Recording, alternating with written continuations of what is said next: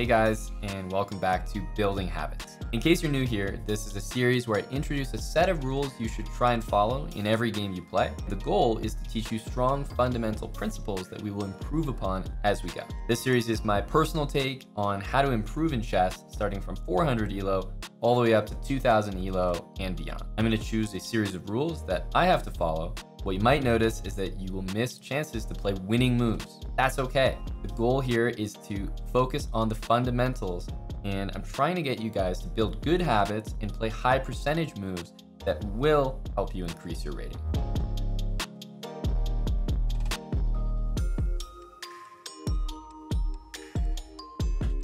All right, let's get the games in.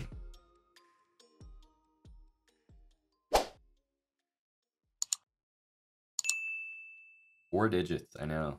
It's quite something. Appreciate those 5 subs again, Jeffrey. Glad you're here for yet another episode. Okay, we support. Oh, let's castle first.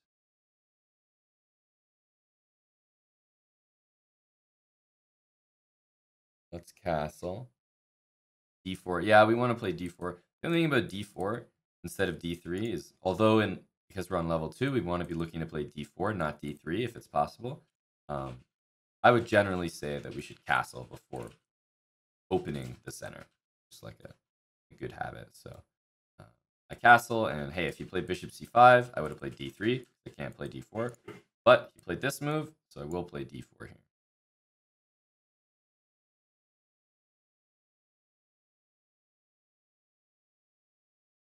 Okay, take back. We take back. Slipped in. Okay, bishop gets attacked. We go back here. This is something like, there's lots of squares to move the bishop to, but something we've always been doing is when our bishop gets attacked, we just go back to this square pretty much no matter what. Yes, he can still get our bishop, but for now, we'll just keep it nice and simple and say we always go here.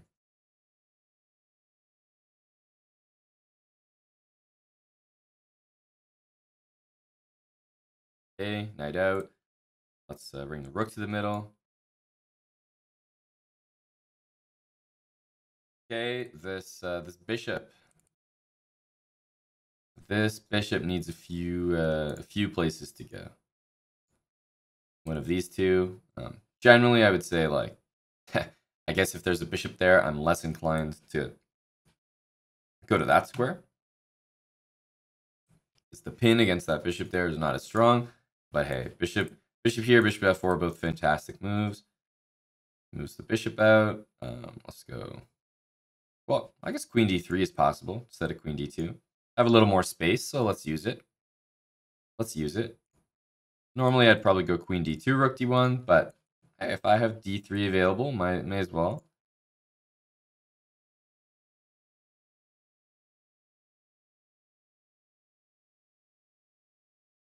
I'm telling you, though, pass pawns in the endgame, if you guys have taken one thing out of the series, let it be that. It won me so many games, I can't even count. Okay, our bishop's being attacked. And again, makes sense to go back to the middle. Of course, this would be a stronger move, but for the habits, we're going to just always go back to those squares. Okay, so he's got 2 bishops. Again, let's bring the rook to the middle. 2 bishops against 2 knights.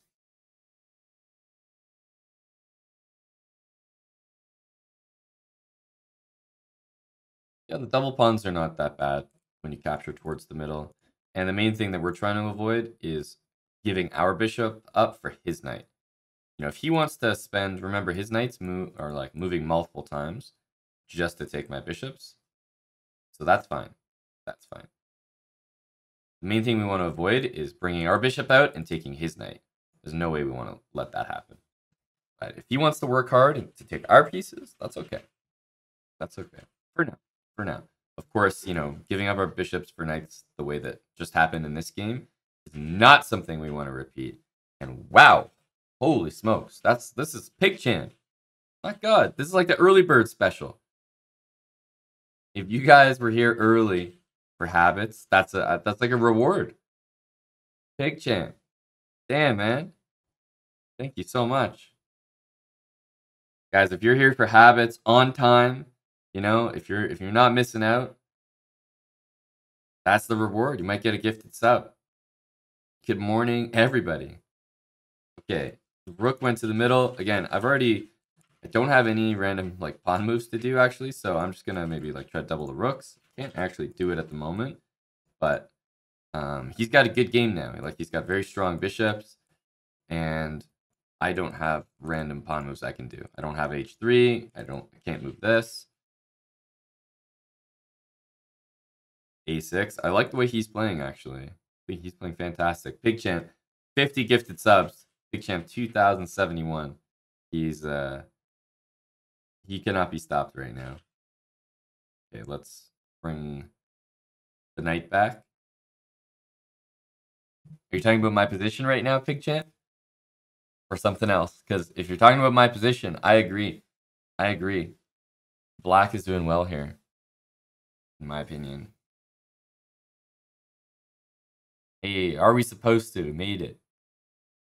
Made it back. What's up, dude? B5. Man, he's got the habits going on, too. Okay, I guess maybe just double. What's wrong with moving b3? Well, I've already got a pawn on b3. So if you mean b4, then he would just take it. Okay. Whenever the knight's attacked, you guys know the drill by now, I hope. We're going to choose the central square. We're going to choose a central square.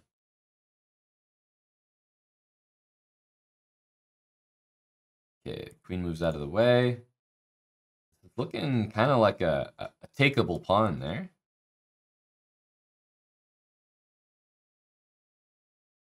Here we go. We'll cash in a pawn.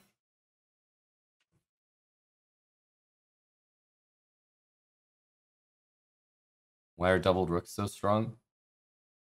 It's not the easiest concept to explain, but you know, it's kind of the same vibe as, you know, two heads are better than one. That expression where, you know, it's like if you work on something with someone else, then it's better than working on it alone. So there are often times where, you know, your rooks cannot access certain squares alone, but because they're protected and defended, it helps out. Also, if this pawn wasn't here, there's no way he could ever challenge my two rooks with one of his own, because I would just take it for free. So two rooks are definitely very, very strong when they're stacked up together like that. Okay, goes here. I'm just going to bring my knight back into the middle of the board.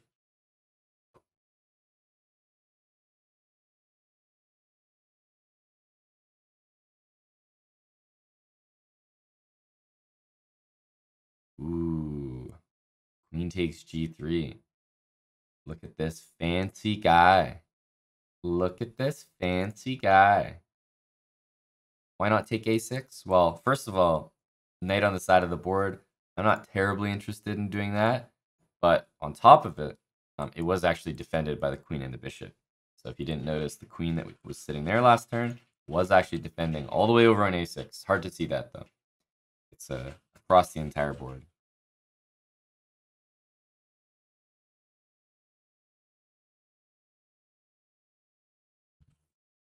So he's using some advanced techniques here. Damn.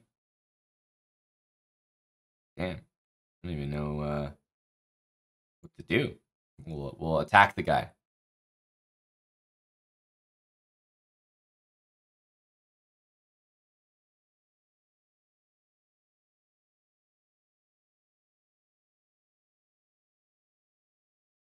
Playing quite well. Playing quite well.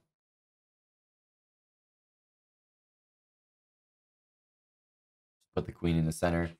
But again, this is like, I mean, he's using like pins and left, right, and center. It's a good game. It's a good game. We'll take. Oh, we got 5 seconds. And maybe get some pre-moves in.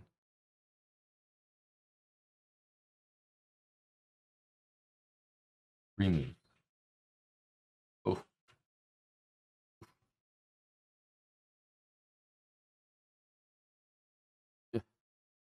Free move. Free move. Free move. He needs to follow the habits. H6. He needs to follow the habits. Oh, there we go. He got his move in. If he didn't move a pawn, he would have lost the game for it. Okay, finally he got an escape square for his king. He waited about as long as you humanly should. As long as you humanly could, I want to say. Yeah, just in time. Saved himself there. What a god. Yeah, I mean, he earned it, man. This was a nasty game to play. Because you know what?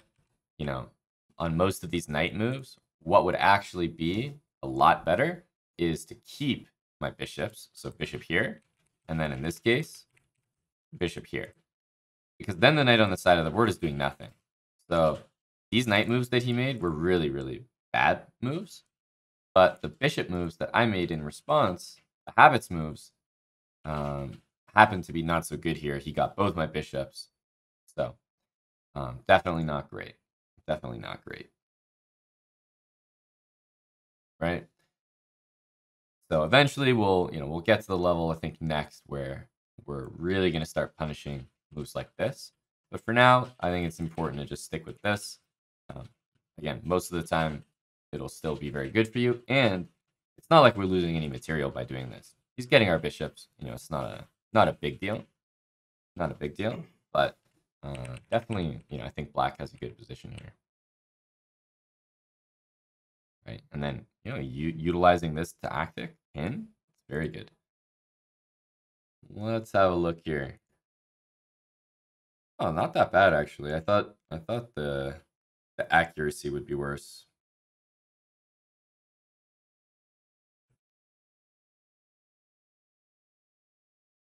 Yeah, so the opening's starting to go very well. Yeah, bishop e3 is kind of, it's an okay move.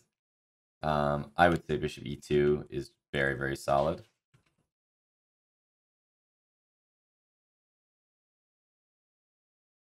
Yeah, and here, just like I mentioned, bishop g3 is not fantastic. Bishop e3 is definitely the best. You want to keep the bishop on the board, and the knight on the side doesn't have anything to do, right? If you think of it like your opponent put his knight on a bad square. So if you put your bishop back in the middle, then his knight stays on the bad square, and it's not doing anything. If you put your bishop back here, then he gets rid of his knight from a bad square for your bishop, which is on a good square. So that's why bishop here makes more sense, but you know, we'll stick with these bishop moves for now. I think it's an important habit to stick with. It's been helping out a lot, actually. Okay, so here, and like I said, I mean, white is still a bit better, you know, according to the engine, or it's right around even. I think, you know, I would prefer black, but there's nothing wrong with white's position. Yeah, and then, you know, this gets a little tactical here. Opponent really misses what I was intending there. Right? Because here, he's just thinking, oh, the guy takes back my queen, that's it. But I'm actually uncovering this. And it's funny, someone asked about, hey, why are two rooks so strong together? Well, this is exactly why. Look at these two rooks right here, making a threat that he has to deal with. Right? And actually, the two rooks were doubled, was maybe the reason why I actually had a chance to win this game. Okay, let's get back in here. 978. This is a battle to get back over 1,000. All right, e4, e5.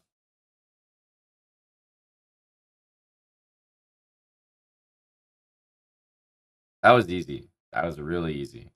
All right, we're back over 1,000. Nice. All right, it's going to be a battle, like I said. Okay, guys, I've, you know, be careful. I'm coming in with this one again. Boom, e5. We all know how dangerous this move can be. Okay, e45, of course, knight f3, we go with knight c6, and we're going to go with a6 when the bishop comes out. He takes us. This is one of the only times that we take away from the center. Hopefully you guys are able to remember that one. Okay, we're going to take this way and puts his pawn up. Let's develop.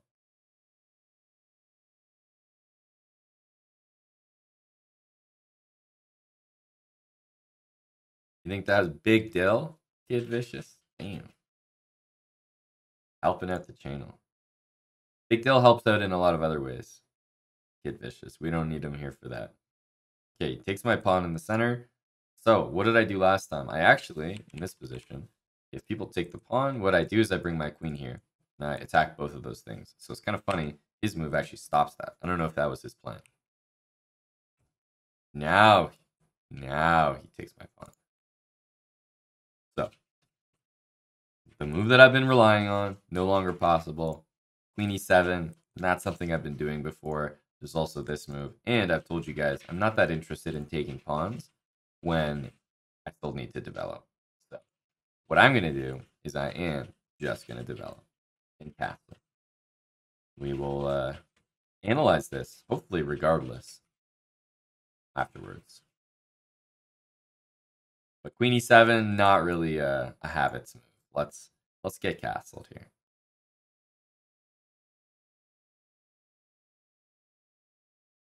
Okay, we'll bring the rook to the middle. This is a Ruy Lopez, yes. He castles as well. Unfortunately, I can't really get my bishop out all the way, so I'm going to have to choose this square. Why didn't I bring the bishop to d6? More so because of something that's happened to me a few times in habits before, which is the idea of a pawn being here and me having two pieces like that. It's the same as that pawn being there and me having a knight and bishop there. Something I'm just generally trying to avoid because there's always a fork that might happen.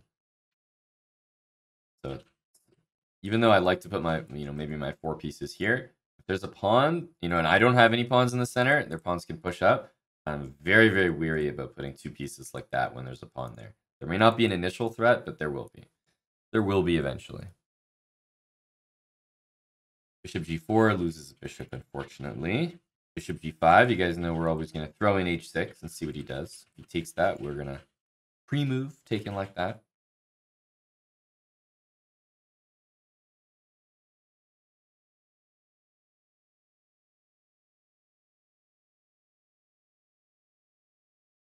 We did take it. Okay. And again, trading bishop for knight, we're going to, let's say, try to avoid for now. So let's continue development. Queen, rook. We can pre-move now. Yep. We can pre-move, but only in specific cases. You got to remember what those cases are. And we've been talking about it quite a lot over the last 2 weeks. But one of the cases you can pre-move is when you have less than 10 seconds. You can choose to pre-move if you want. And the other case you can pre-move is a recapture. And the reason you can pre-move recaptures, like if I just, move queen here and then pre-move queen takes bishop, is because if your move is illegal on the next turn, it'll be canceled. So it's a safe pre-move. If I play queen here and then pre-move queen there, obviously that's like insanely sketchy. It's probably a terrible pre-move. So you don't want to play pre-moves that are not recaptures. That's how we're keeping it right now. Okay, the knight goes back. Let's bring the rook in the middle. e5, hitting the bishop. Bit annoying, to be honest. Takes. I suppose we will take it back. As opposed to ruining my pawns over here. Just keep it steady. Okay, the knight attacks our queen. We'll move to a square where, we're actually looking at the center of the board. Oh my god.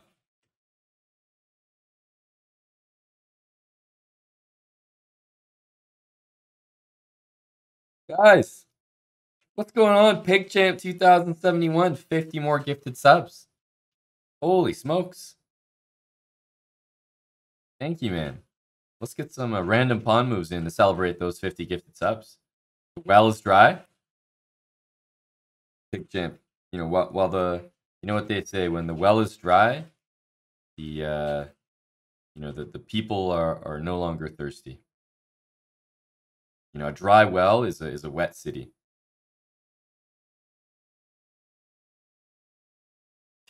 Dig deeper. Dude, 100 gifted subs. 100 gifted subs today from PigChamp. Just wild. Wild. Let's continue with my pawn moves over here. Take h3. No, you guys are correct that I can take h3. It's just usually when I'm talking about pins so far, I haven't been making moves that are tactically justified because of a pin. That's what I do. I consider that to be a slightly advanced tactic, personally. Put the bishop in the middle of the board. I might just double the rooks here. That's usually something I do when I'm not sure what to do. Double the rooks. Thank you, PigChamp. Not only supporting the channel, but supporting these habit streams. I have seen you here for, you know, the large majority of them recently, so thank you, man. Okay, h4. We are definitely going to take, and this is why I tell you guys not to play. Look at these pawns he's moving in front of his king, right? These are just huge weaknesses. Huge weaknesses. And there's a free piece for me as well. Free pawn, free piece. We have checkmate in one. He goes rook here. And if I see a free queen like that, of course I'm going to take the free queen. Of course I'm going to take the free queen. He's giving me stuff. Let's bring our bishop to the middle of the board. Let's double the rooks, right? Double the rooks, double the power. We're coming up to pre-move time. Oh, that's a recapture, though. Suppose I can take that back. Recapture. A recapture. Now, in the end game, we're going to make sure to take everything, right? Take.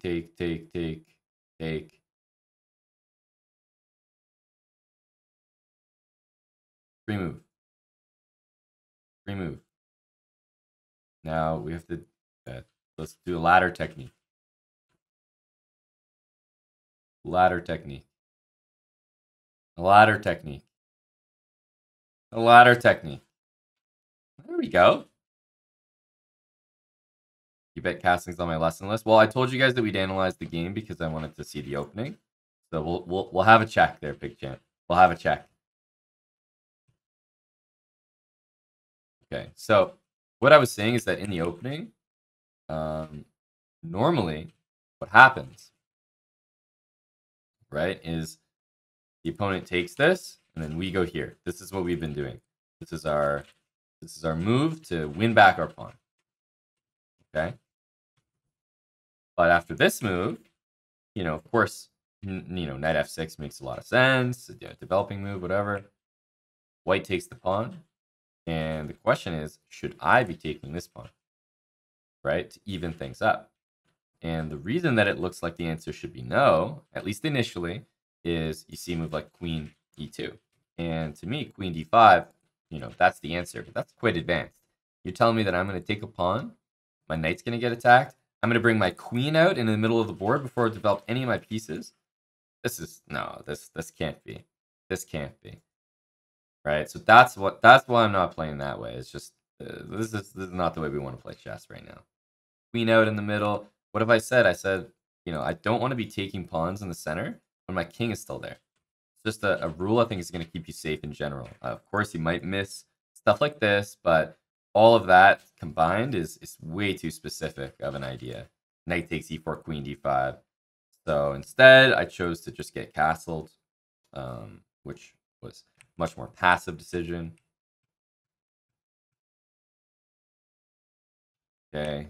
And by the way, so far I've had multiple moves that I don't think are very good. Like bishop e7, mistake, inaccuracy. mistake. You know what I mean? My moves are not that good so far. I don't know where this 90% accuracy is coming from. But here, okay, I have another mistake. And of course, the reasons I have mistakes and inaccuracies is this pawn is hanging. Right? Okay, and then he just had a huge blunder. Huge blunder. So this is a game-ending blunder. Because after this, queen takes h4 is necessary. But, God, at 1,000 ELO, how many people are going to have a position like this where you can take your opponent's queen for free and not do it? Are you kidding me? Of course we are. Remember, the rule is always take free pieces. So we're going to take that 10 times out of 10. Uh-oh, we're playing the big toasty. The big toasty. E4, E5. Ooh, that looks like a gambit. That looks like a gambit. Now, we actually have not, I want to say we have not faced the King's Gambit. I don't think we have. We've played against the Vienna, and I said against the Vienna we'll play bishop here. But in this particular case, I don't think we've played against the King's Gambit. Maybe you guys can correct me. Might become a Vienna. This is absolutely true. This is absolutely true. I have basically these 3 moves that I want to do. And it's not clear to me which one should happen in which order. So I'm going to choose the bishop first. And the reason I'm doing that is because that's what I did against the Vienna. So that's pretty much all I have to go off of. Even though it's probably not good.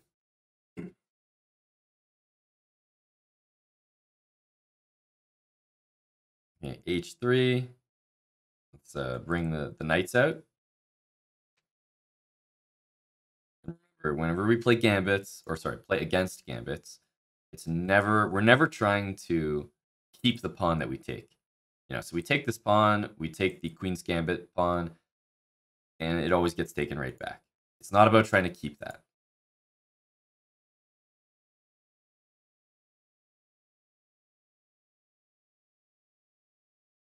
Okay, knight out.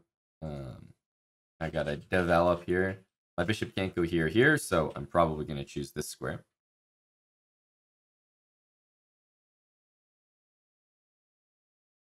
Let's get a pre-move recapture. Here we go.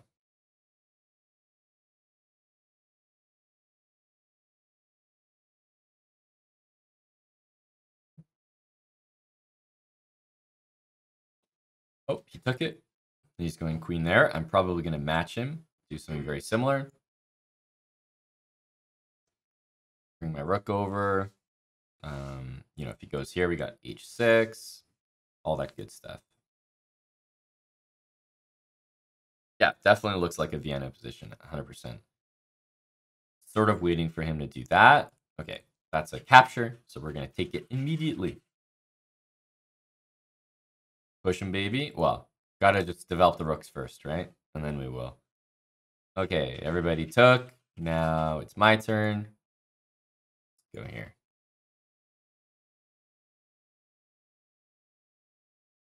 Random pawn move time. I think this is everyone's favorite part of the habits. When you get to move your random pawns. Yay. All right, let's take here. It's a trade. It's, you know, we're going to do those. That's another trade. We're going to do those as well. And would you look at that? After rook d2, we're able to set up a nice little basic tactic. Oh, that's right, boys. We're not going to miss this one. We're not going to miss this one. That is a pin. The rook cannot move. Tigriopus. We definitely have a schedule for building habits, and we have a schedule for streaming in general. So if you guys are on Discord, following us on social media, YouTube, following on Twitch, you gotta make sure you're following us somewhere or everywhere, because if you are, you won't miss the streams. We always post. We post a lot about when we're streaming, so just follow us somewhere. Follow us somewhere. I always say to you guys, if you really want to be in touch, the Discord is the best place. There's like, you know, it's just a very personal experience in the Discord channel. Eric and I always check it, always typing many channels. We always announce when we're streaming. We always post a stream schedule. So if you're, actively checking our Discord, you'll never miss anything. Okay, took here again. As soon as we have free material, we're not about to add pressure to it like some sort of genius. We're just gonna take our material. We're just gonna take our material. We're gonna cash in, baby. We don't have we don't have diamond hands here. As soon as we see profit, we cash it in. That's what being 1000 ELO is all about. Let's finish my random pawn moves here.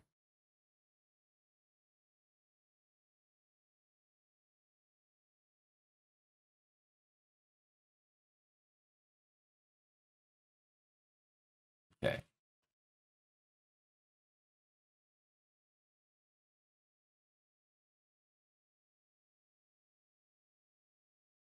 Let's go h6, Let's not forget about h6. Don't forget it. Oh, that's a capture. We're going to take it right away. Okay, so now we got to use our rooks. Rooks have to attack our opponent's pawns. So what's the simplest version of that? I mean, that looks like a good start. So whenever we're in that end game, we want to sort of activate our king and use our rooks, start attacking our opponent's pawns. Okay. Let's bring the king to the middle. King to the middle. Okay, rook being attacked. Let's move somewhere and attack him. Payback. Payback.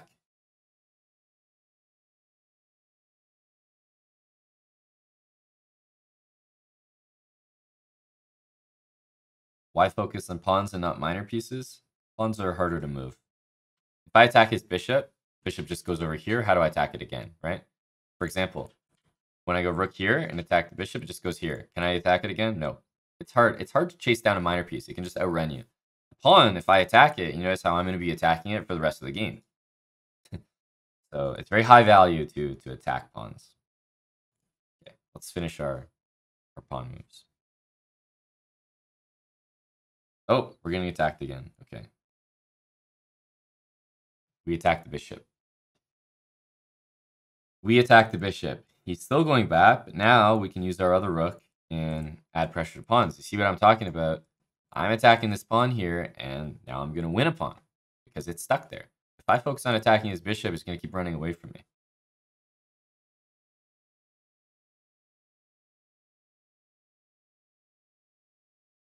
Pawns are very easy targets. Yes, they're very immobile.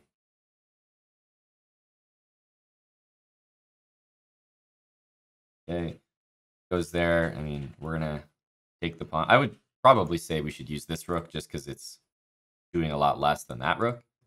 It's getting activated. Remember, it's all about taking pawns in the endgame. It's less about what pawns your opponent takes, as long as you're getting pawns. That's the best advice I could give you.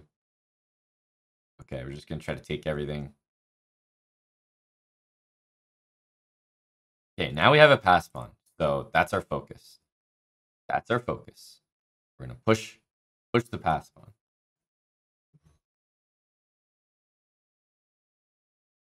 Okay, I gotta move this rook if I want to keep pushing it. Oh, that's quite an annoying move.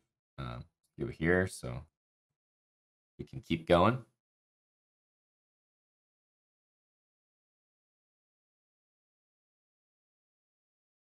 Okay, I have to get his king out of the way to push my pawn, but I also need to move this rook, which is a little annoying.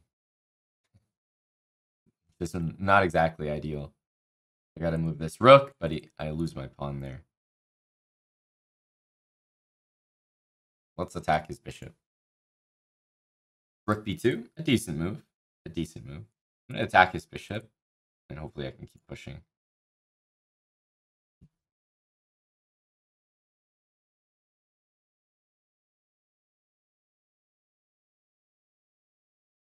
Push. Push. We can pre-move. Recapture.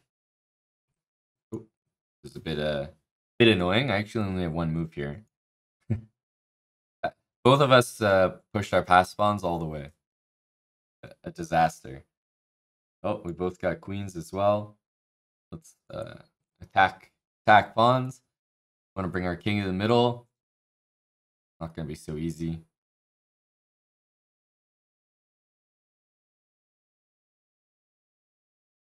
Pre-move. Okay. That's a pre-move. That's a safe pre-move. No way he sees this. Okay, this pre-move. Okay, this pre-move. Okay, this pre-move. Oh. Of course he moves when... Let's do that pre-move. Of course he moves when I cancel my pre-move. You see how slow he is? He's taking like 10 seconds to move. I'm taking 0.1 seconds to move, right? That's a check. And then just pre-move here. This is just... You should all be playing very, very quickly when it comes to the end game. Pre-move, just throw that there. Oh, okay. Pre-move, just throw that there. Oh, that's a trade. Pre-move. Pre-move. Pre-move. Pre-move. Pre-move. Pre-move. Oh. Pre-move. Pre-move. Pre-move. Pre-move. Pre-move. Pre-move. Pre-move. Pre-move. Pre-move.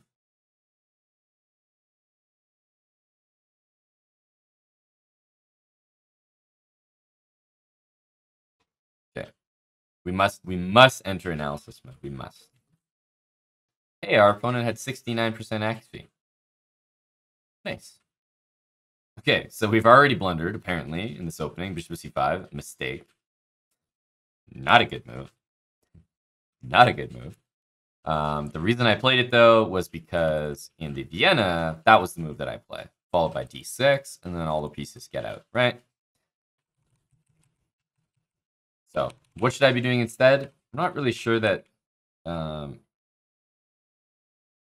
like, the thing is, usually I have to get destroyed by an opening in order for me to want to change it. And if I'm 1000 and I'm playing bishop c5 and I'm getting this position, I'm probably thinking, oh, okay, this is fine. King's Gambit sucks. Yeah, it's a terrible opening.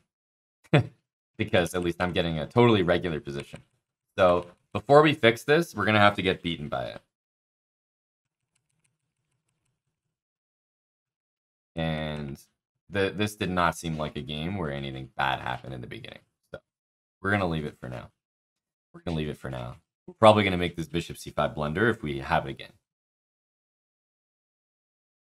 Okay, huge blunder by him. We found our pin. This is important. Okay, we're sending the pawns, bringing the king to the middle, using the rooks to take pawns. Unfortunately, we are pushing our pawn, but also not reacting to him pushing his pawn. So he's doing the same thing. Remember, he got a pass pawn and he's just sending it. That's exactly what I recommended you guys do. And here, it might not look like it, but he's got 56 seconds. We got 9 seconds. Trust me, guys, if you are able to pre-move, like if you guys are able to basically make a move on the board that is gonna happen no matter what move he does. That's what a pre-move is. If you're able to put a pre-move on the board, you will flag your opponents at 1000. Well, you'll flag most of them. Look how long he's taking. 52 seconds to 37. It's like 15 seconds a move. 15 seconds a move. That's another 12 seconds. Now, again, you might look at rook f1 and be like, oh, dude, if you didn't pre-move, that wouldn't have happened. That's not what this is about. Look how much time we're shaving off. 56 seconds. All of a sudden, it's 23 seconds. Like, this is how you flag someone. This is just how you build speed. When you're in a position like this, your king's pretty safe. If he checks you, your pre-move's going to cancel. Right? Your pre-move's going to cancel. That's true. He did take 12 seconds to blunder a rook. He doesn't know I'm pre-moving. So he actually did think 12 seconds here and said, I'm going to move my rook. Where can I move it to? And he actually chose that square actively.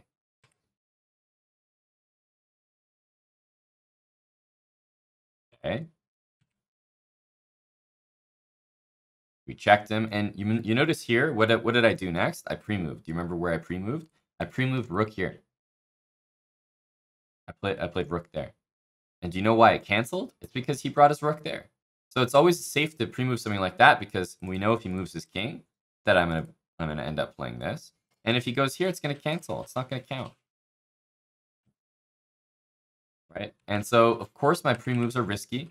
I pre-move this, right? That was a pre-move. So let's say that he played rook here. Of course, my pre-move would be terrible. But what's the percentage that he plays rook here in this position? I don't know. There's probably a percentage, but let's say it's low. I could choose any square on the board to move my rook, you know, within reason. And he would have to choose the exact one that stops my move. So that's the percentage that we're going to take, because we need to make a quick move. We have 7 seconds, right? We have to take a risk, right? Okay, and then we took, and here we started pushing our pass pawn just because we were pre-moving. We should have actually been able to count whether we were going to make it in time and used our king as support. This was a miscalculation that the king could actually catch me. Then we have this position. And this position, you'll notice the engine says minus 57. You know, completely winning. Game over.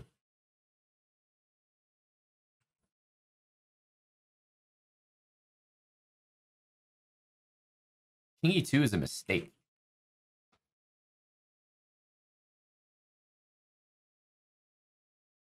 That seems a little harsh. I would say king e2 is like the best move. That seems very harsh. By the way, king e2 is the top move, minus 58. All other moves are worse. Damn. My guy's just getting straight abused out here. There's no reason that should be a mistake.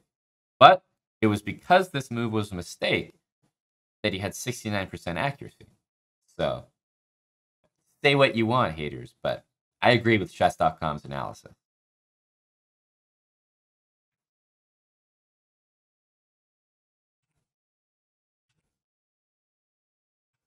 Okay. Blunder. Blunder. Why is it a blunder? We're going to have to find out, because that is about as big an evaluation swing as you can get. Minus 58 to 0. These are going to come into the next level of the habits rules. So it doesn't hurt to look at this right now.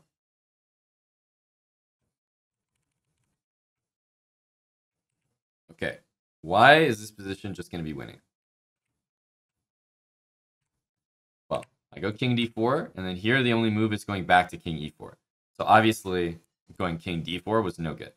If the only move here is king e4, then clearly I didn't need to go here. Clearly I didn't need to go here. So when the kings are facing each other, let's say like this, if it was my turn, that would not be a good thing. I'm actually very happy that it's my opponent's turn. Okay. So this is like, this is like being the alpha, right? Let's say you're in school, right? And from a long distance away, you and some dude are just like walking towards each other, and it's gonna be mad awkward. Like, you're gonna be going to the left, he's gonna be going to the left, and it's like, whoa, whoa, whoa, mad awkward. Instead, you just stand still and wait for that pussy to move, because you're the alpha in the hallway. He goes this way, and it's like, all right, there we go. That's what I thought. That's what I thought. Are you gonna follow him? Hell no. Hell no. You're gonna go around him. That's the alpha you are. That's the alpha you are. So, all right, yeah, step to one side, homie. Let me get by you real quick. So I'm gonna go around. Now, he can either keep walking, and I don't have to see this guy anymore. Like, he can just leave. Like, that would be recommended. See you, bud. But he might try to block me again. You know what I mean? Like, he might try to start something in the hallway. Very simple. You just stand in front of him. Ask him the same question. What are you going to do, buddy? Trust me. They're always going to bitch out.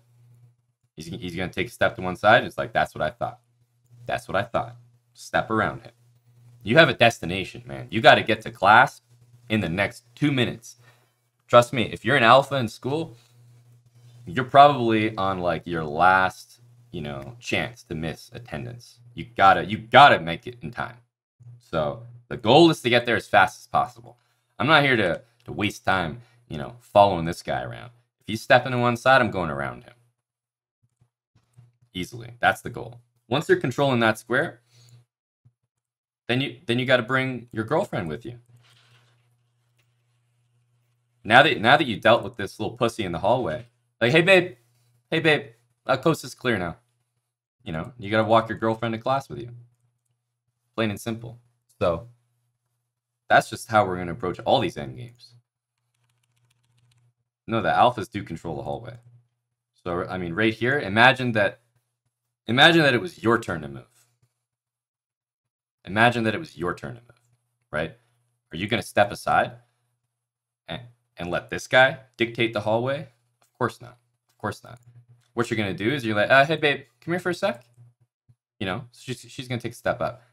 And then he's going to have to step aside. It's his turn, right? And whichever way he goes, you're always going to go the opposite way. If he goes here, you're going to go around him. If he goes here, you're going to go around. Right? It doesn't matter whose turn it is. You always want it to be your opponent's turn when there's a stare down. Plain and simple. When there's a stare down, you don't want to be the one that moves first. So that's all we need to remember. We want it to be our opponent's turn. We want them to move first. And when they move first, they're going to go somewhere. We're going to go around them. Okay? So now it's White's turn. White has to go this way, we go around them. White has to go this way, we go around them. What happens if White goes here? Right? Wherever they go, you're going to follow them. Because you always remember that whenever there's a stare down, you want it to be your opponent's turn. That's what an alpha does. So he goes somewhere, you follow him. Like, what's up? He goes somewhere, you follow him. What's up, dude? And as soon as you're in front of your girlfriend, take that step to one side and you get that red carpet ready. Like any gentleman would, you lay down your jacket so she doesn't have to step in that puddle, and you just walk her to class. All right, let's go E4.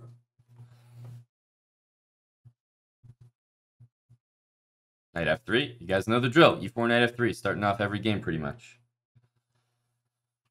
Other knight comes out. We know we want the bishop to come out next. This is our NBA starting five, basically. 1, 2, 3, 4, and then either pawn up or castle. Usually if they move something in the center, I like to support, especially when I know I'm not going to play D4 because it's covered. And we'll get castle, of course.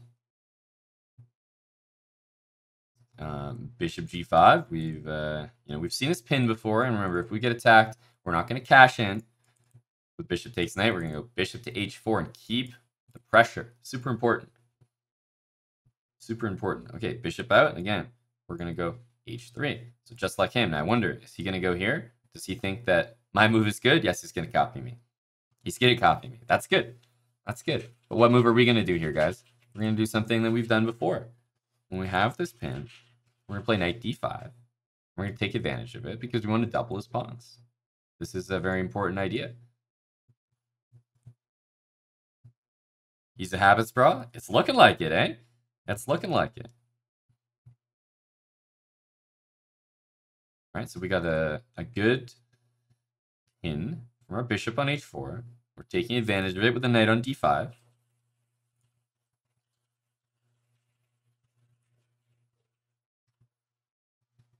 You want to stream snip me, Valentinian? What does that mean? You and a rabbi are gonna come by my house? That sounds frightening. That sounds a lot worse than stream sniping. I don't want any part of that. No. Guys, be careful of Valentinian. He might stream snip you. That sounds completely scary. No. Watch out for Big Val.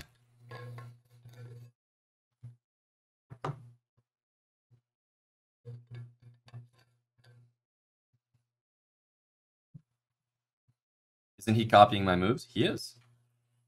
But I'm playing good moves, so I don't blame him. All right, so what did we say? As soon as we can double the pawns, we will. And, as always, we want to keep the pressure. So we're going to take this way. Yo, Bam Deezy. Good to see you, buddy. Glad to hear. Got our Texas bros got a little bit of power back. Yeah, can't copy this one. However, he's ready to do the same thing, right? And you'll notice that, I don't have a way to stop this. Or of course, G4 is a great looking move, but not a move we're going to be playing. So, what are we going to be playing? How do we continue here? For the first time ever, I'm going to have to take double pawns on F3. Right? There's no way around it. He's going to do the same thing that I did, and it's not going to be any way to stop it. I'm going to have to take G takes. So, what am I going to have to do? Well, how do I continue in the exact same way as, with habits? I want to bring my rook here. I want to bring my queen out. So, we're going to stick with rook e1. Why not trade? That's not a trade I'm looking to get involved in. That's for sure. Ooh, Sag. These pawns ain't looking too good.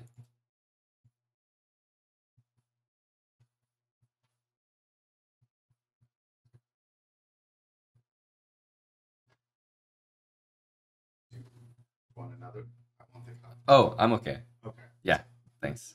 Cal, I'm going to be shaking over here. Too much caffeine. Ooh, queen d7. Ooh, what's this guy up to? So, threatening my pawn here. Threatening my pawn here. How am I going to defend it? Well, if I'm looking around here, I don't have a lot of ways to defend it, right? I only have two. That's all I can see. I don't see any other way to copy it. If I go here, copycat, I'm getting wrecked. He's been copying me the whole game. I'm not going to copy him. And the thing is, guys, you should never copy your opponent. When you're playing habits, you got to trust yourself that you're making the best moves available. Don't be copying him. Let's go king up.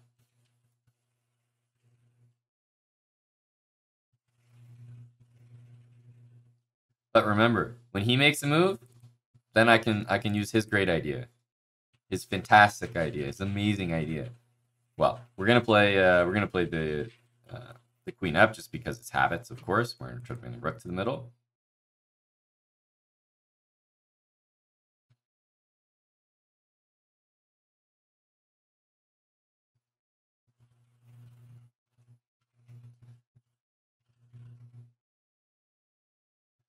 That's what's gonna happen, Sleazy. I was already talking about what would happen if two people that played habits played each other, and I feel like we're actually watching it right now.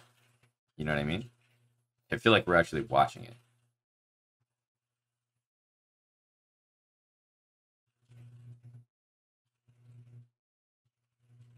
These are just two habits, bros, going at each other.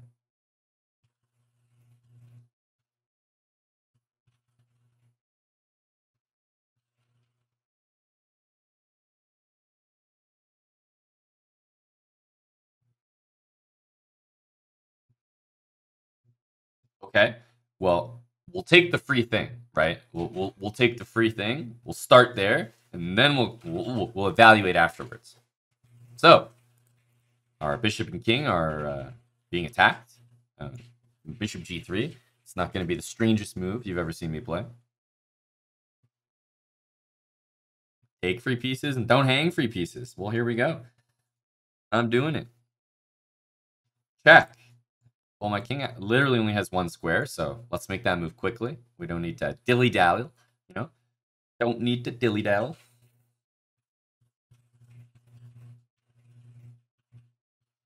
Yep, that wasn't a habit move by him. I'm starting to question, Maybe it's a fake habits, bro. Maybe this is a fake habits, bro. Okay, let's get our rook to the middle. Let's finish that up.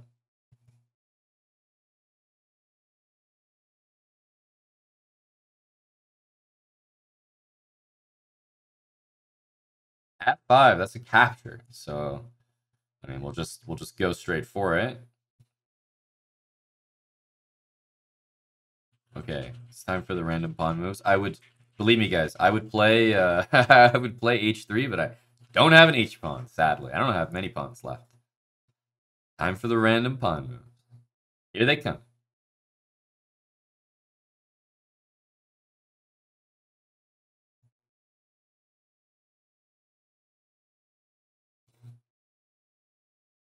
Ooh. Pawn captures, we got to go for him. Attacking my queen, well, we'll continue with the pawn moves. Go here. Exactly, broccoli. Exactly. We already got our h3 in. It was a necessary move. It's been removed from the board though. It's been removed from the board. If your random pawn moves can be in the center, I mean, you guys know the drill. Plus, this is nice that it sort of kills the bishop on that diagonal. Do you guys really want rook h1? It's a good-looking move, obviously. It makes a threat. But let's say I make that threat and he defends it. I mean, what are we really doing, right? What are we really doing? All right, he takes. Obviously, we're going to play reactive. We're going to take back. And wow. Again, we're going to play reactive. And we're going to take a free piece.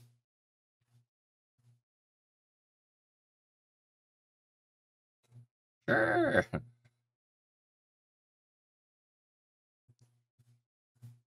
Rook takes a4. He's pinning my bishop to my queen. What an annoying guy.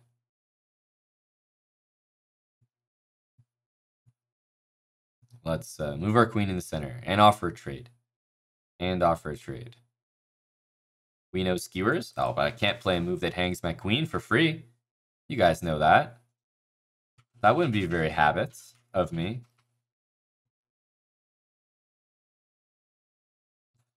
Oh, but wait a minute. Now, bishop d3 doesn't hang my queen. Ah, here we go. That's a habits move. That's a skewer. Ah, we'll take that. We'll take that. There we go. Oh, we need to... Let's use the rooks. Oh, we got to get a pre-move in there. Oh, double the rooks, right? This is one idea we used. Rook to e8. Oh, my queen's under attack. Must move. Must move to checkmate square. That's why habits works, I'm telling you. I'm telling you, goes to Banquo. You're not going to make every best move with habits. You're not. You're not. But you're going to make a good move. You're going to make a good move. You guys are all asking for bishop d3 here. But let's be honest. How many of you at 1000 ELO are actually going to play bishop d3? I'm willing to say probably 3% or less. It's pin to your queen. It's a free queen. It's a very advanced tactic to play. Bishop d3 and bishop takes f5 with check, and then uncovering the rook from d1 to take the rook on d4. Definitely not. After e takes d4, oh, you guys forgot. We are reactive players. Did we play d4 because we knew that it would uncover bishop d3, which is a skewer? Of course not. Of course not. No 1000's thinking like that. You're just playing d4 because it's a good central move. And then once you see this position, you might be like, huh, you don't say. I could really do that. And then they take here and you forget all about that. You're like, oh damn, this idiot just gave me a piece. Let's take that. And then all of a sudden he takes here and you're like, oh, okay, well, he's pinning my bishop. I don't want to lose my queen. And then now we finally see it. When the coast is clear, now we finally see it. All right, e4. e4. An exchange. An exchange. Onto the middle. e4. Here we go. Okay, bishop out. You guys know the knights. Followed by the bishop.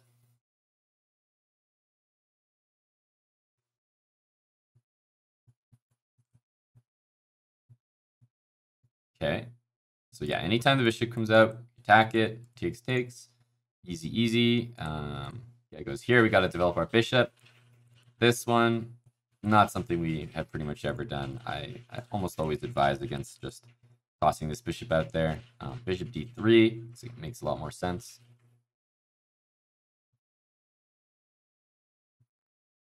Okay, capture is, we're always going to take a capture, and we're always going to castle.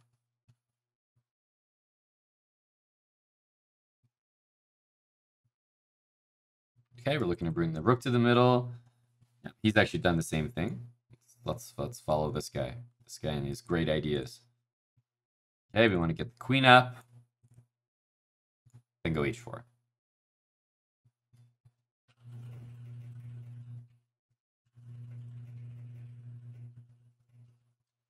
Nice to see you tune into the habits, Al Hashmi. Okay, brings the knight in. Well, I'm just going to continue with the same move I would have done anyway, which is getting the queen up. I have to move my queen to bring the rook over, and whenever I have a queen move, if I can go up to d3, you've seen me pretty much take it every time. Otherwise, I'll go queen d2 or queen e2. So something like rook over, h3. These are all the moves that we want to get in.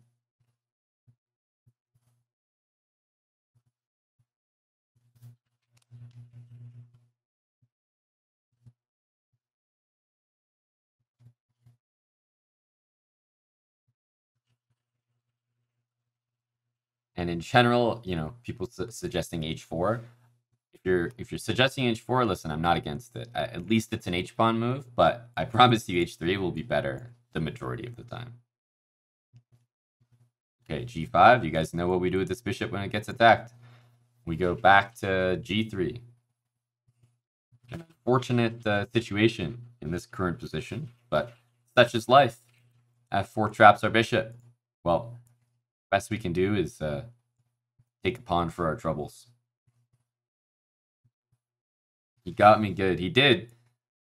I'm going to keep following the habit stakes, h3, and then it's going to be our turn to maybe do something like c4, knight in the middle. Let's do our random pawn moves.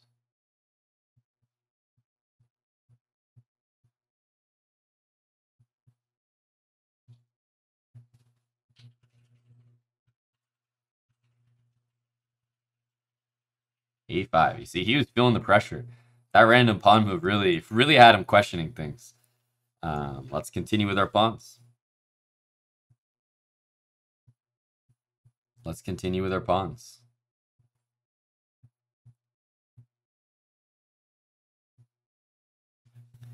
Knight g5. Trades everywhere. Trades everywhere. So start with this one. Go for this one. More trades. Trades everywhere. And, I mean, we have to take all captures. So here we go.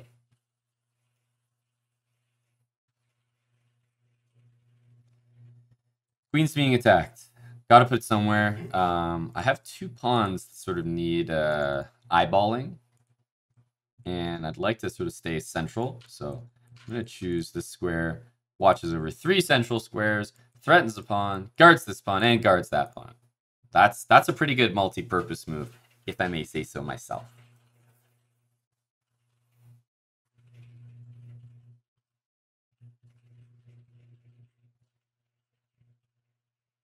Why am I trading when down? Well, think of it like a street fight, R.S. McLean.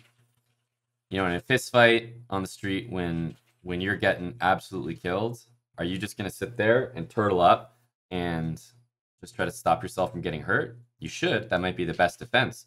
But you're probably going to keep swinging, trading with your opponent like crazy because that's all you know how to do. So I think it's pretty normal to trade when you're down. We all do it. All right, he goes queen there. He's attacking something. He's defending something. Honestly, great move by my opponent. I'm gonna keep the pawns flowing here. I got a nice little pawn mass. Could try to get my rook involved on an open file, but otherwise, if I can keep pushing these pawns, that would be great.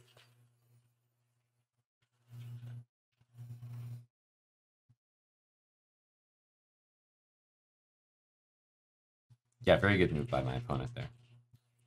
Very good one.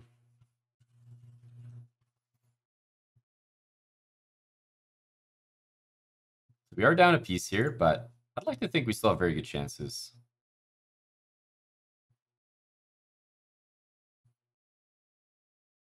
Whoa. Okay, knight to a2 is certainly a move. That is certainly a move. So, one look at that move, and I could already tell you. I could already tell you that it's probably not a good one. Let's put our rook on an open file in the center. Exactly, broccoli, exactly. That's what Yasser would say. It's legal. It's legal. Okay, rook's in the center. He's doing some funky stuff. I mean, I kind of respect it. He's trying to swing the rook over or something. I'm gonna keep pushing for now. Remember, this is a pass pawn. If I could get it to d6, that would be good. Okay, queen there. Let's go for a trade. Let's go for a push of the pass pawn. Even though we're down material, we are still going to trade. I mean, that's how I've always played these habits games. We just take all trades. It's easy to remember. Easier to remember.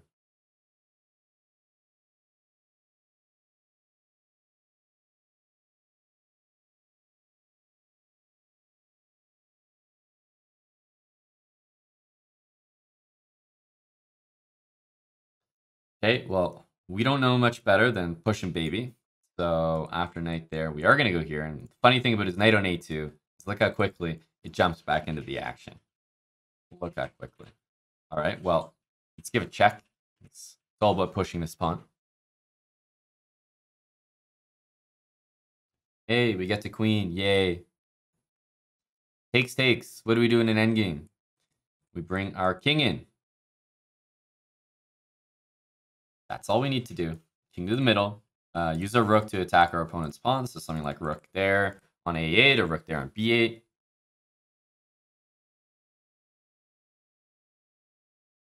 Okay, which pawns are we going to attack? Let's choose this one.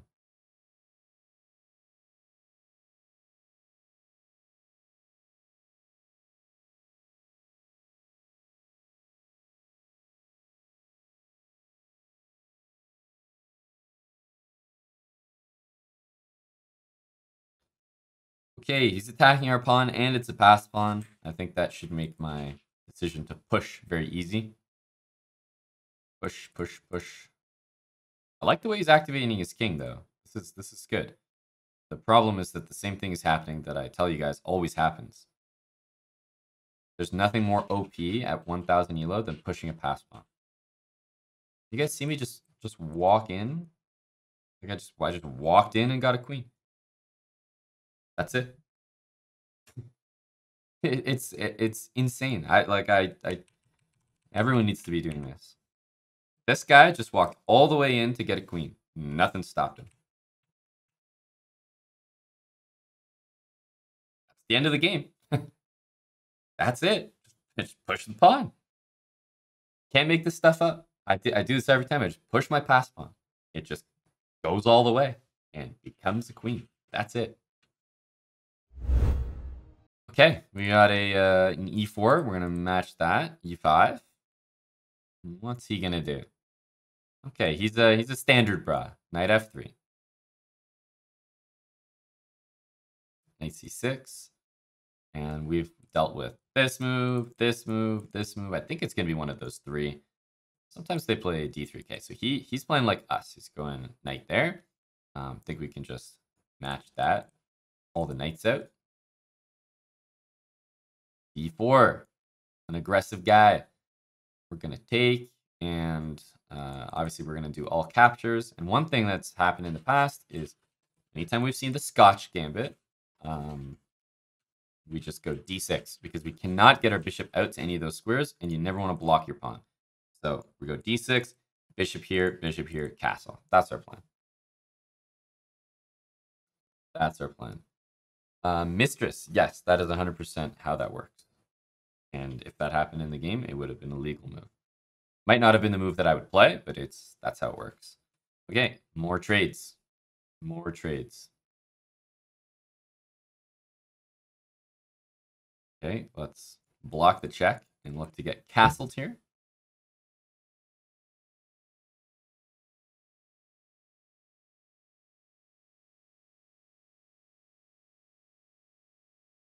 We always play h6. Unfortunately, we are now big sad as because we're pinned, we're gonna have to take with our pawn. Absolutely tragic. Absolutely tragic.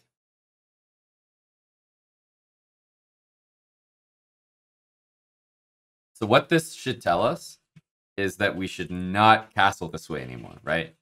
Technically, that's what we should be thinking here. Thanks, Hound. That's a check. We gotta develop. I mean, generally, I would say blocking a check with a piece always going to be preferred to using a using a pawn at this level. Of course, c6 would be a nicer move, but now what we've got is what I like to refer to as the best pawn structure in the world. This is really good for, let's say back in the World War II days.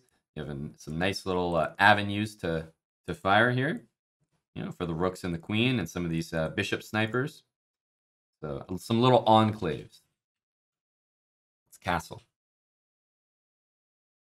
This guy is being mean. He's playing quite well. Yep, we got a nice airy king here. Completely wide open. But there's no better place to put him. I mean, the queen side is under fire right now. Under fire right now. Okay, castle's there. I mean, what do you even recommend? Rook to the middle?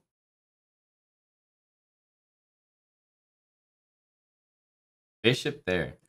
He wants me to take him, and then I'll lose my queen. We can't fall for that. Plus, a move that I was probably going to do anyway is get my bishop to a square that it's more usually on d6 than e7, and it happens to deal with that.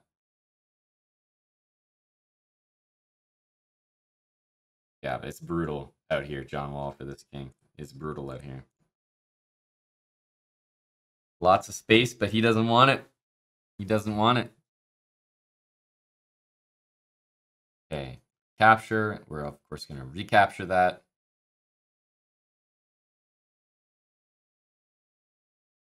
Got to get this rook to the middle. Oh, that's a trade. We're going to take that. And bring this rook to the middle. We'll pre-move the recapture.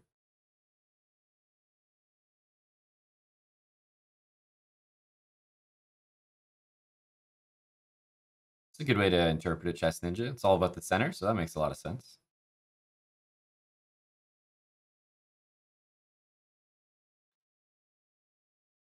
Karasu, not quite, just because you have to remember if you took here, I would be able to block. But you also should remember that he is proving my point, right? That, at this ELO, everyone plays reactively. When I take this, if I was playing white by habits, what would I do? I would take back, right? I wouldn't take this because we play reactive. So I'm just showing you, I'm not making that rule up. He plays reactive too. He didn't even take the a2 or the a8 rook. Instead, he took back. Makes sense. Okay. Queen takes a7. Well, don't mind if I give a little check. Don't mind if I give a little check to you. Oh, look at this. This is just beautiful. Check. The knight is blocking. Oh, very natural. Bishop f4. Oh, it's beautiful. We love it. We love it around here.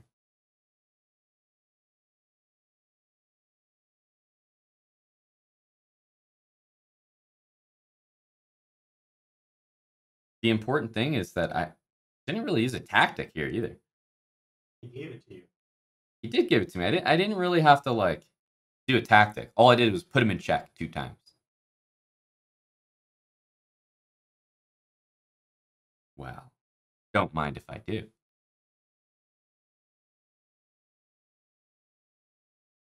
What does pre-move less than 10 seconds mean? It means you can pre-move when you have less than 10 seconds. Let's attack his pawns. Take everything.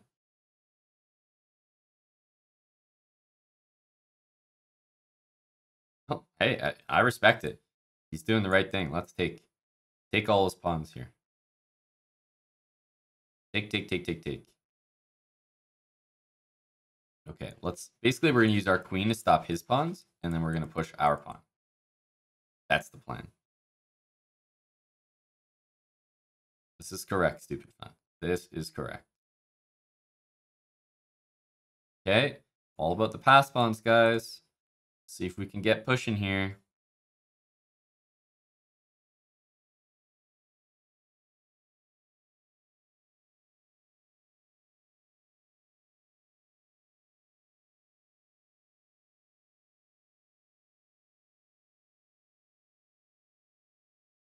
Do we want to push this guy, you know, all the way? Like, not trying to overthink things here. Guys, how OP is pushing a pass pawn? Literally. Like, just walk down the board, just get another queen. Why? They never stop you. Ever. It's incredible. Really is. Okay, let's save my queen here. Make a nice little central square.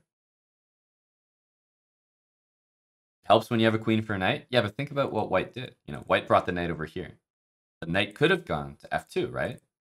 And that would be the more natural move to try to stop a guy whose pawn is running. So I'm just saying it further illustrates my point that, you know, time and time again, nobody ever considers, let me actually stop that thing from reaching the end of the board. No one ever considers it. Pawn there. Well, that is a free piece. We're going to grab that.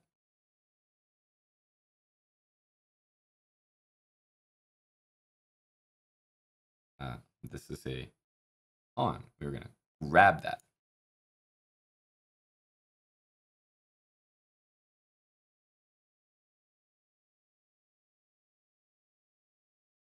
And we're going to grab that as well. We're going to grab everything.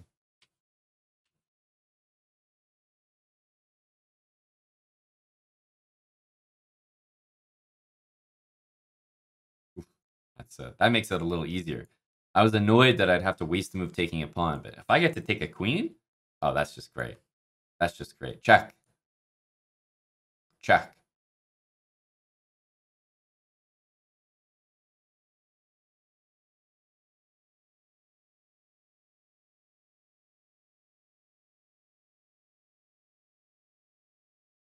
Ooh, we'll take that. Check.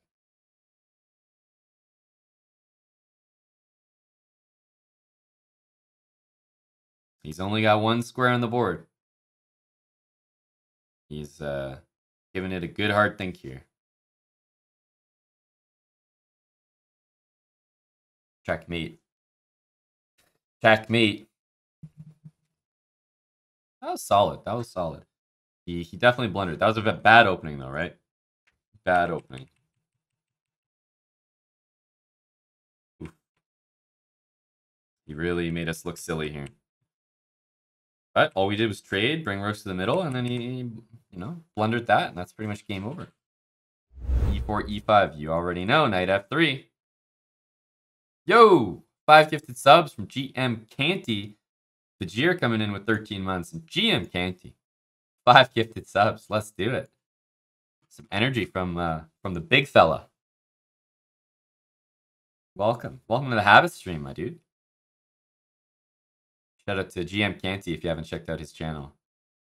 I tuned into Canty's stream the other day, and there was a very exciting title. Canty cannot announce where he's signed, but he's signed to an esports org. How about some love for GM Canty for that piece of news? I think he's going to announce it officially next week.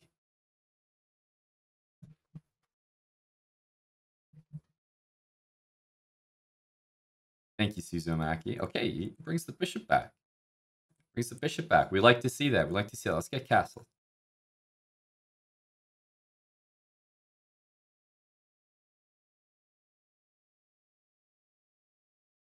Okay. Unfortunately, d4 is... I know it looks like a move that I can play, but I actually can't do it because he's going to take it. And if I take with my queen, he's going to double my pawn. So I am going to play d3. And wow, he takes it now. Wait, have we ever seen this before? Have we ever seen this before? A guy plays bishop back, doesn't take my knight, and then later takes it? What's going on here? What's going on here? All right, let's develop the bishop now. Again, usually I say, like, if there's a bishop here, I'm not as inclined to go pin the knight. Doesn't work as well. Pressure got to him. Yeah, he cracked. Didn't have the diamond hands, you know? b6, we're going to ignore that and go for our setup here. Rooks to the middle. You guys know. You know, and here come the random pawn moves. We got h3 in there. We got everything. Okay. Ooh, he's enjoying himself over here. Okay, it's our turn. Hey, how about a knight move in the center? How about a knight move in the center?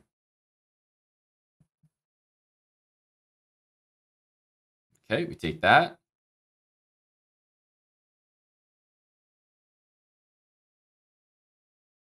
That's right, sign to ourself. Sign to ourself. Oh, that's a trade. You know, we take those. And how about some of these pawn moves? C3 trying to play D4.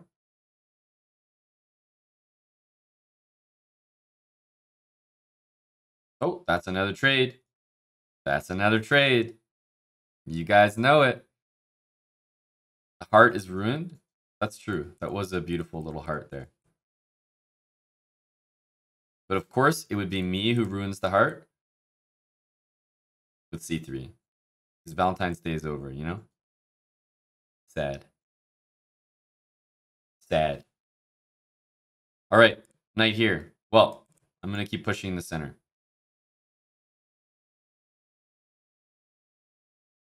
Yeah, exactly. I am a heartbreaker.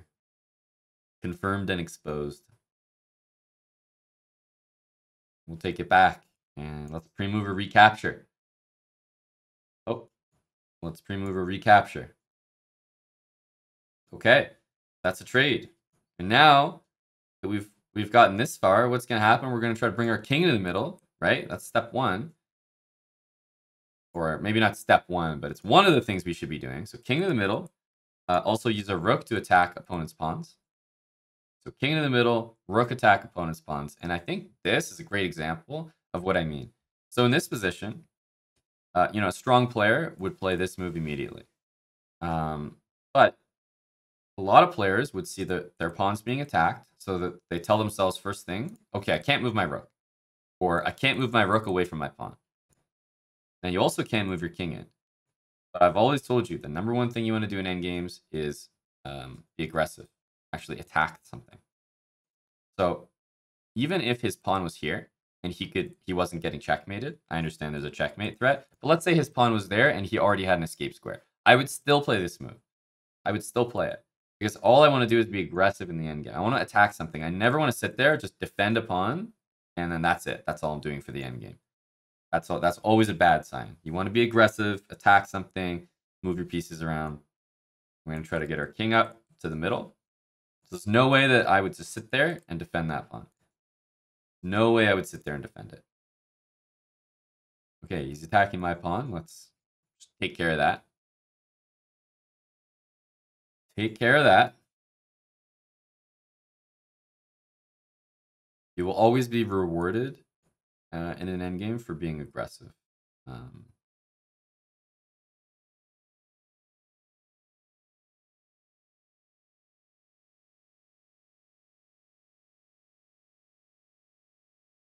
Not that aggressive. Not that aggressive. Woo! He's going for the fork over here. Well, guys, we're not going to think twice about that. That's a dub right there. That's a dub right there. On to the next one. Ooh, 999. Dang. Rip juice. We got to make sure he doesn't get 1,000. We got to make sure he doesn't get 1,000. Knight F3. Hey, Kukulov. You didn't miss that much, buddy. We're just getting started here. We started at 1,000. We're up 40, you know, we're 43 ELO today. Oh, bishop there. You guys know the drill. Free mover recapture. Dude, how many people do this and just take? It's not good.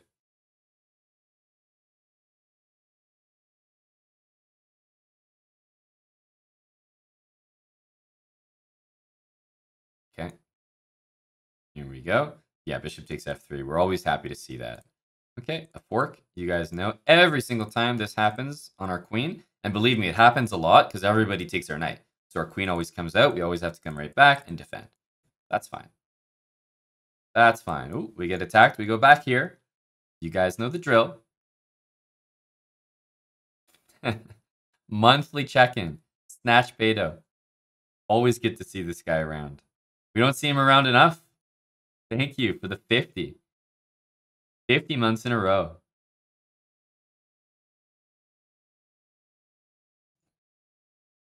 Sounds good, Airbus. Good to know, though. You have to get in and get your chat on public record. Otherwise, we won't believe you. You know. Let's get developed. Knight getting attacked, and what do? I always go in the middle of the board. I can't go here, so I'm going to choose d5.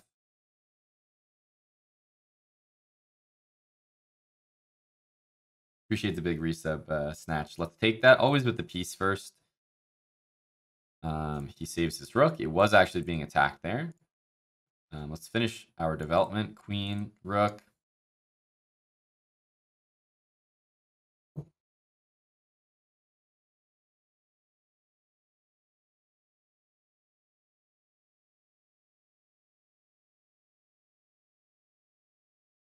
How hard is it to get back into GM level gameplay mentality after habits? Probably like that difficult. About that much. Bring the rook to the middle. So we've done everything now. Oh, okay, he wants to trade. Trade we're gonna go for. Trades we're gonna go for. Oh, my life is not too difficult here, guys. It's trades. You guys know we take those. Now it's time for our pawn moves. Time for our pawn moves.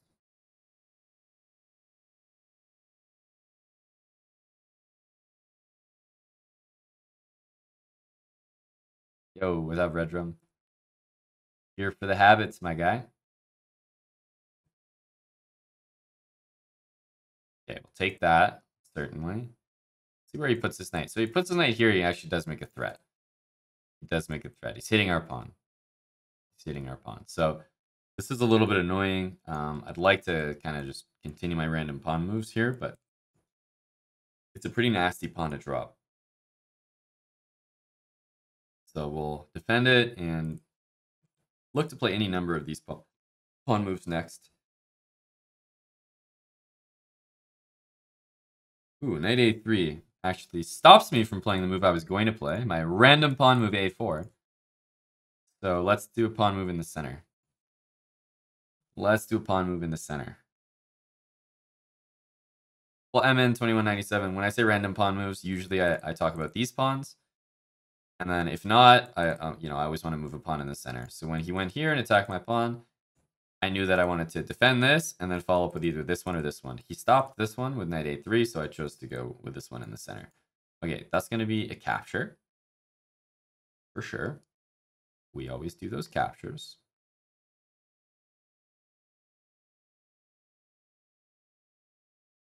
Okay, time to use the rooks. Let's get on an open file. Never hurts to do that, right? Never hurts to do that. Oh, he's doing the same thing. So let's see if we can double the rooks on an open file. Always increases the pressure. It goes here. I mean, that's a trade. We'll take it, of course, and we'll put our king to safety. Thanks to h3, we're not getting back rank mated. There we go.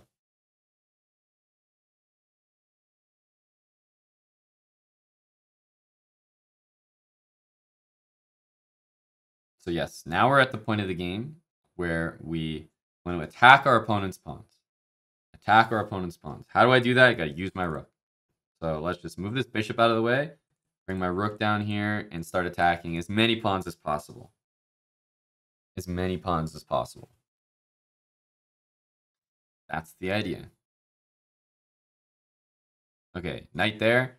And again, my pawn was hanging here. My pawn might be hanging here. What I always say is, when you're at this point of the game, just attack as many things as possible. Okay, just going to take this. We're going to take this. We're going to take this. We're just take everything. Don't worry about your pawns. Take your opponent's pawns.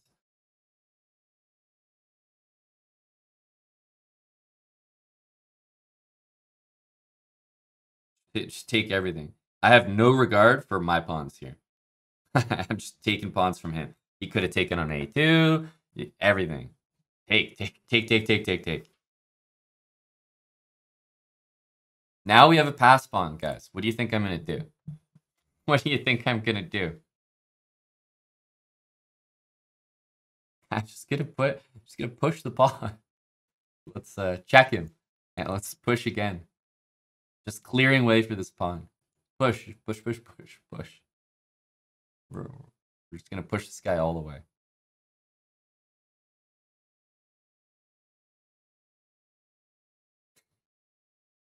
Yeah, you gotta move my bishop. Let's go in the center of the board. Nice, safe square to go to. Yeah, you guys could say push it, but, you know, am I really going to hang my bishop there? No, of course not. Okay, he's checking me. Let's go here. You guys have probably noticed something. And what you've probably noticed is that every time I push my pawn up the board, did my opponent do anything to stop me? Anything? No. I just made like 10 pawn moves in a row. It's like he has no idea that I'm about to queen my pawn. Push your pass pawns, guys. First of all, we're going to take this pin, but I don't even need this pin. My pass pawn just walked up the board. I'm just going to get a queen. Okay, we'll take that. We'll take a free piece.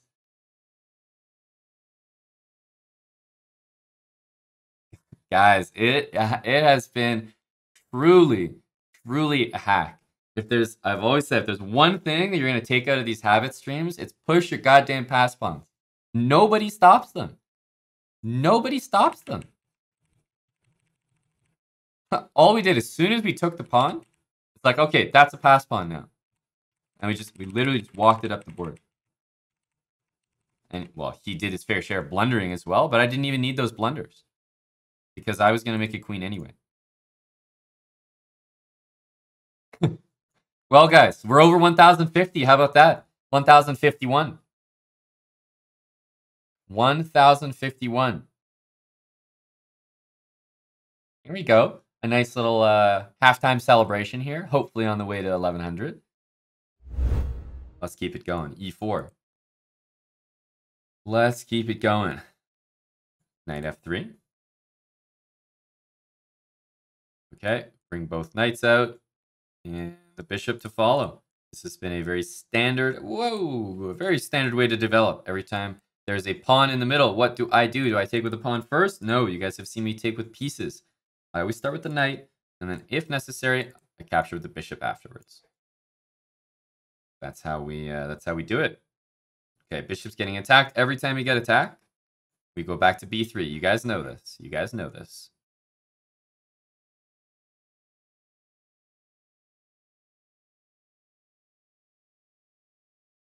E5. Let's get castled. Nice and safe. A5. This is one of the most common things we've actually seen. So not only have we lost the bishop on this side of the board today, but that was actually sort of a first. To get our bishop trapped over here, if you guys remember, we lost the piece. Getting a bishop trapped over here is not something that we allow. Why? Because it's happened to us way too many times. If you guys have been tuning into the habit streams, I have lost the bishop here way too many times to remember. So how am I going to stop my bishop from getting trapped? Well, the easiest answer is knight takes e5. Because of course we're going to take that pawn. I'm castled, right? Now, in this position, why am I not taking the pawn? Because I'm not castled. I'm not castled. Okay? So, I always say don't take this pawn in the center when you're not castled. Who knows what's going to happen? Queen d4, bishop f2, lots of tricks. But as soon as you're castled and your opponent hangs the center pawn, that's a pawn that we take. That's a pawn that we take. Okay, the center pawns are, if they're hanging and we are castled to safety, it is a pawn that we will take. Take the pawn YOLO. Well, not just YOLO. I mean, it's actually a good move as well. Actually, a good move as well. Now, if this bishop to be careful of, right? A4 is usually my choice instead of A3. Just because he played A5, me playing A4 makes a lot of sense. So C3 is a great move, believe me. But C3 is not really a move that we've been playing in this series too much. Like C3, D4, that would be fantastic. So, hey, if you see C3 dealing with both of those things at once, power to you. Power to you. We're going to go D3. I can't go D4, and I want to get this bishop developed. He's attacking my knight. Whenever that happens, we always go back to f3 because it attacks the most central squares. Two of them to be exact. Bishop there. You guys know exactly what's going to happen. h3. Always going to go h3. Our opponent goes there and hangs an entire bishop.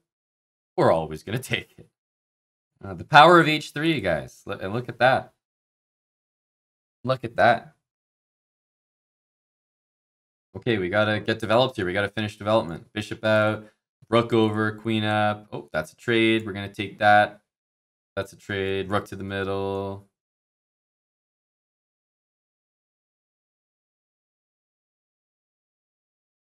Okay, let's finish our development here. Oh, look at that. Well, first of all, whenever there's queens on the board, I always say generally don't go towards the middle with your king. Always go this way. Just because going to the middle usually goes closer to some of the action, and your king does not want to be close to the action when there's queens on the board. In the end game, it's the exact opposite. Your king wants to be exactly where the action is.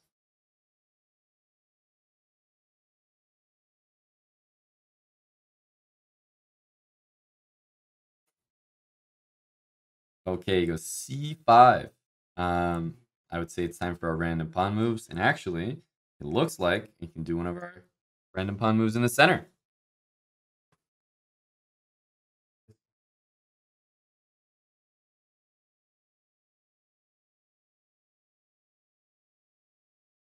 Okay, take. We're happy to take back.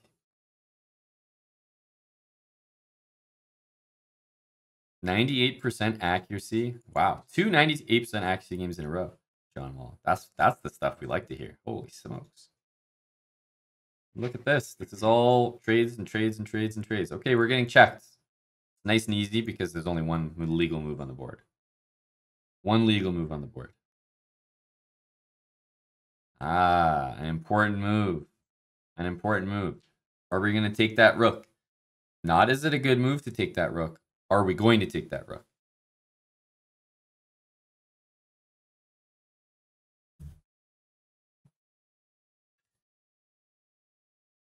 Take that rook, fam.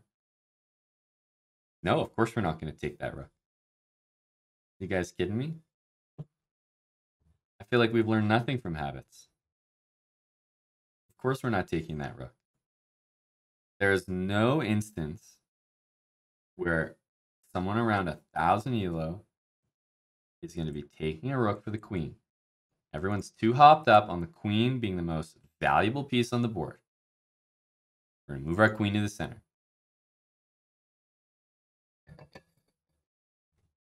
All you see is, oh, give up my queen, lose my queen.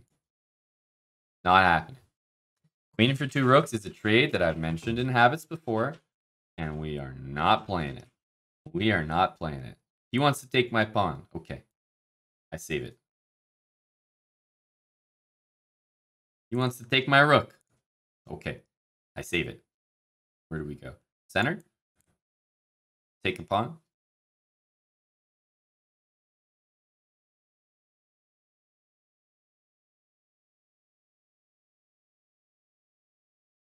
Wasn't that a mate in 2? I was a mate in 2, believe me. Like I said, you're not going to play the best move every time with these habits. You're not going to play perfectly. That's not the point. The point is that I think most people who are starting out understand that the queen's the most powerful piece on the board. And knowing that you can do like a queen for 2 rooks trade and that it would be like good for you is not a trivial thing, in my opinion. Not a trivial thing. So we're going to save that. We're going to save that.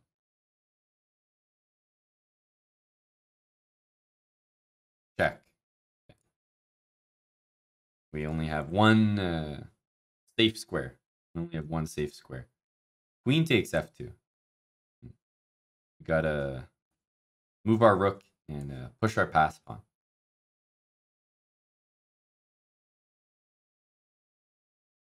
Check. No problem. Okay, check. No problem.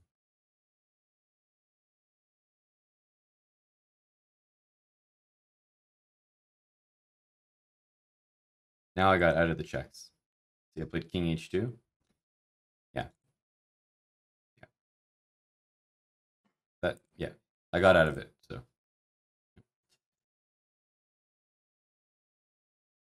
Okay. Queen f4, nice and easy. Okay, f6, that's a trade. That's a trade.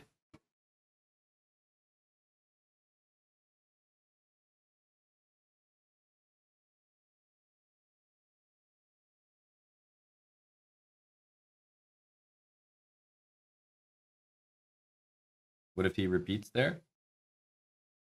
No, all I'm looking at, oh, that's another trade. All I'm looking at is a guy who didn't repeat there. All I'm looking at. Takes with a king. We have to give him a check. Maybe a ladder checkmate. Oh, he didn't go there. Take a free piece. Take a free piece. It's a good thing he didn't go to king h6. Might have tried to ladder checkmate him there.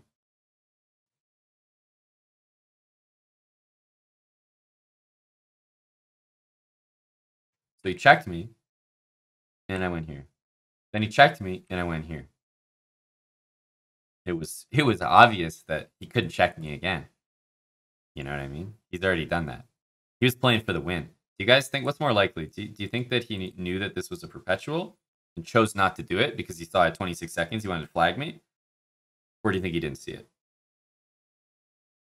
I think he didn't see it. Hey guys, just a reminder that Building Habits is going to be a regular series on our YouTube channel, so make sure to get subscribed if you are not already. Drop a comment down below for the algorithm and let me know what you thought about the video. See you next time.